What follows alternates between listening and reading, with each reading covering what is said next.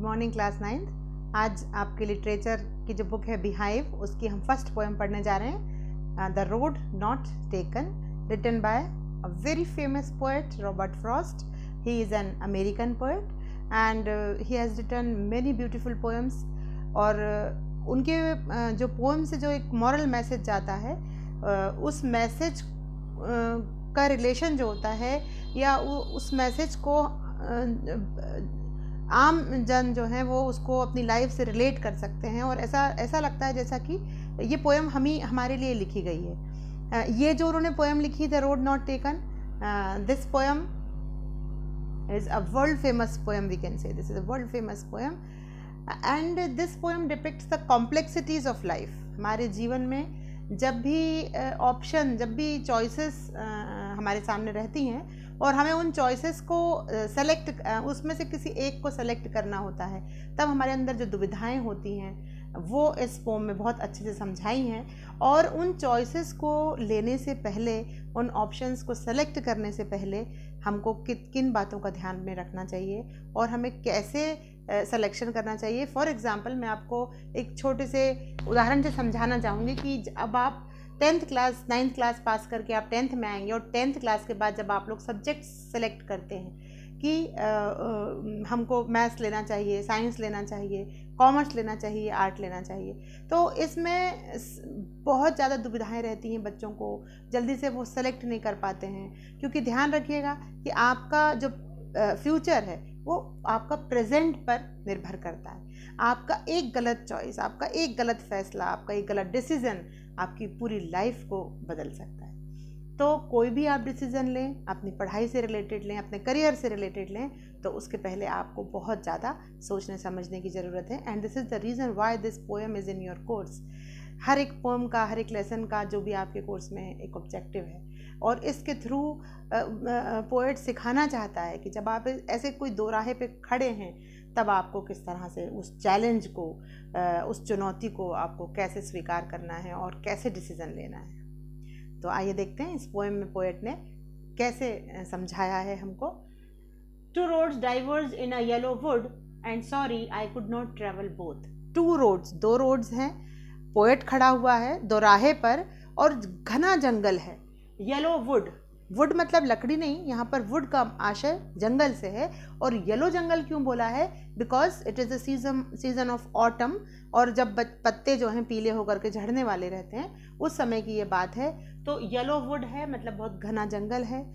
To roads diverge, poet के सामने दो राह है, दो राह जा रही हैं, और अब पोएट्स को डिसाइड करना है वहाँ पर, क्योंकि कोई सिग्नल नहीं है, कोई डायरेक्शन का बोर्ड नहीं लगा है, वहाँ पर कोई आसपास में उसको लोग नहीं दिख रहे हैं जिनसे वो पूछ सके कि कौन सा रास्ते को वो चुने।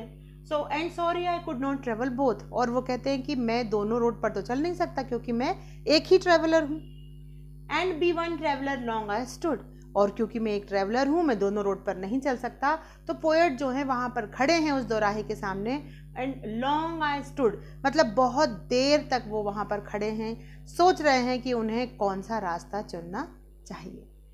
And look down one as far as I could, और दो रोड जो जा रही हैं उनको वो झुक करके जहाँ तक वो रोड जा रही हैं वहाँ तक उन रोड्स को देखते हैं, लेकिन to where it bent in the undergrowth, और जब वो रोड कहीं जाकर के, अंडरग्रोथ मतलब यहाँ पर अंडरग्रोथ का मतलब है जो घास है, तो वो अंडरग्रोथ में जो रास्ते जब छुप जाते हैं, बेंड हो जाते हैं, मुड़ जाते हैं, वहाँ से जाकर के वहाँ तक वो उन रोड्स को देखता है।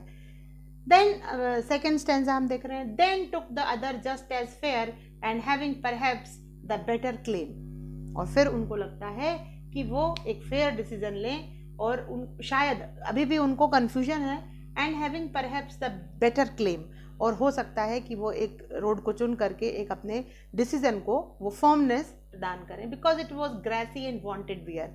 जो दूसरा रास्ता वो देख रहे थे वो ग्रासी था, मतलब वहाँ पर घास उगी हुई थी, इसका मतलब वहाँ पर ज़्यादा लोग नहीं चले थे। आप लोग ने देखा होगा कि जहाँ पर जब पगडंडियाँ रहती हैं और वहाँ से जब बहुत सारे लोग गुजरते हैं तो वहाँ की घास सब दब जाती है, पत्ते जो हैं वो काले हो जाते हैं और एक रास्ता सा बन जाता है ना। लेकिन जहाँ पर जो लोग नहीं चले होते हैं उस रास्ते में अभी भी छोटी छोटी घास रहती हैं, है ना, और पत्ते रहते पड़े हैं वहाँ पर, इसका मतलब अभी वहाँ से कोई चला नहीं है, बिकॉज इट वॉज ग्रासी, मतलब घास वाली रोड है, एंड वांटेड वियर, और वांटेड वियर मतलब अभी उसमें उसके ऊपर चलना बाकी है. Though as for that the passing there had worn them really about the same. और ऐसा लगता है कि उस पगडंडी से, उस रोड से अभी तक कोई वहाँ से गुजरा नहीं है. And both that morning equally ले.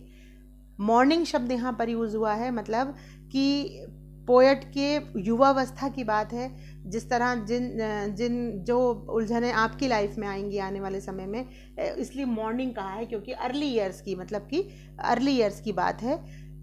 बोथ दैट मॉर्निंग इक्वली ले, और उस सुबह में वो दोनों रोड्स वहाँ पर हैं. In leaves no step had trodden black, और कोई भी लीव्स वहाँ पर, ट्रॉडन जो है ये ट्रीड का पास्ट पार्टिसिपल है, ट्रीड, ट्रोड, ट्रोडन, इसका मतलब होता है पैरों से कुचला जाना.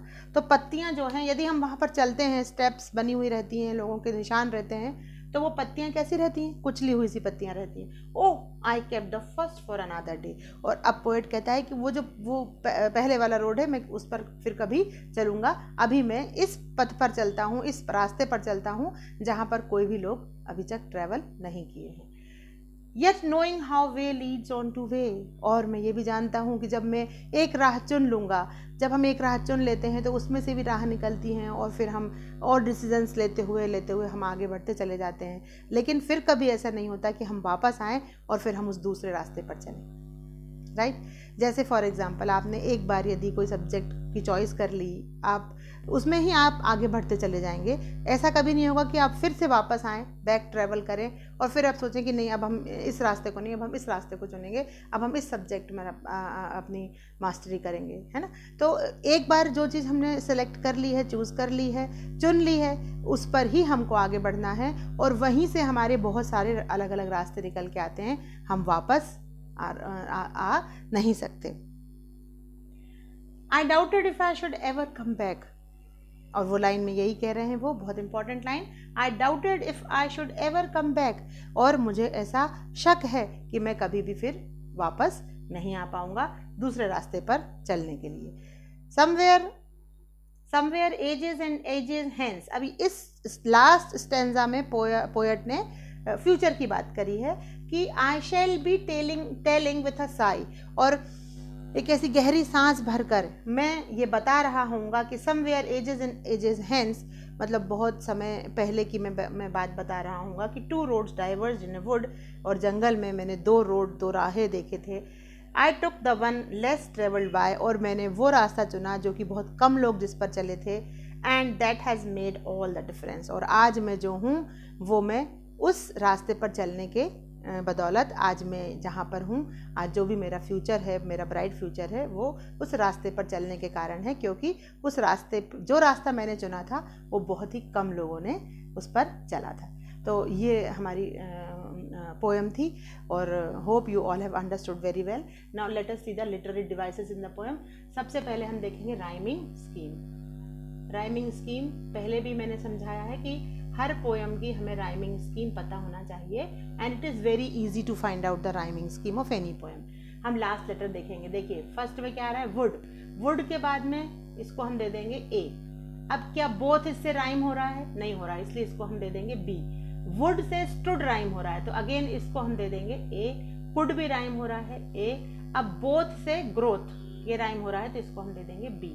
तो फर्स्ट स्टेंजा में राइमिंग स्कीम क्या हुई हमारी, ए बी, ए ए बी. ये हमारी राइमिंग स्कीम है. आप ये बाकी के तीनों स्टेंजा में से आप निकालने की कोशिश करिएगा. जैसे देखिए फेयर, फेयर को क्या दे दीजिए आप, A. Claim again B. Where A. There A. Claim और सेम बी. सेकंड स्टेंजा में भी जो राइमिंग स्कीम है वो आपकी वही है, same A B A A B. अब इसमें और भी कुछ इंपॉर्टेंट चीजें आई हैं. सबसे पहले इसमें आया है सिंबॉलिज्म. पोयम में बहुत ही इंपॉर्टेंट जो चीज़ आई है वो आई है सिंबॉलिज्म. और अब व्हाट इज सिंबॉलिज्म? सिंबॉलिज्म ये जो है पोएट यूज़ करते हैं सिंबॉलिज्म को कि किसी भी एक वर्ड को लेकर के वो उसको उसकी क्वालिटीज़ बताते हैं, और लेकिन उसका लिटरली मीनिंग कुछ और होता है. इसमें सिंबोलिज्म लिया गया है इस शब्द पर, रोड्स पर। सिंबोलिज्म जो है यहाँ पर रोड, रोड का क्या मतलब है यहाँ पर? ऑप्शंस। रोड का मतलब रोड नहीं है, रोड का मतलब है यहाँ पर ऑप्शंस। तो ये सिंबोलिज्म है। पाथ, रोड मतलब पाथ भी होता है और ऑप्शंस भी होते हैं, चॉइसेस भी होती हैं, राइट। अब हम ये सिंबोलिज्म हो गया, ये हमारी राइमिंग स्कीम हो गई। सिंबोलिज्म लिटरेरी डिवाइस है। और यहाँ पर एलिट्रेशन भी आ रहा है, एक जगह पर हमने देखा है एलिट्रेशन आ रहा है यहाँ पर, वांटेड वियर। एलिट्रेशन क्या होता है? I have told you, alliteration जब कॉन्सोनेंट साउंड आता है, जब सेम कॉन्सोनेंट साउंड आएगा, जैसे वांटेड एंड वियर, तो W आ रहा है इसमें, तो ये जो है ये हमारा एलिट्रेशन है इस पोएम में। और इसमें इंपॉर्टेंट चीज मैं बताऊं आपको कि येलो वुड है। What is the yellow? Why yellow is there? Yellow मतलब होता है ब्राइटनेस, है ना। तो कैसा है हमारा फ्यूचर आगे? ब्राइट है, येलो। और वुड यानी तो जंगल है ही। उसके बाद में एक वर्ड यहाँ पर आया है मॉर्निंग।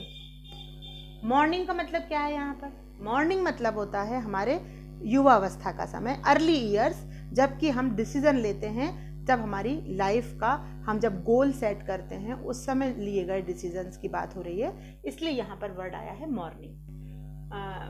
येलो का मीनिंग समझ में आ गया हमको यहाँ पर। और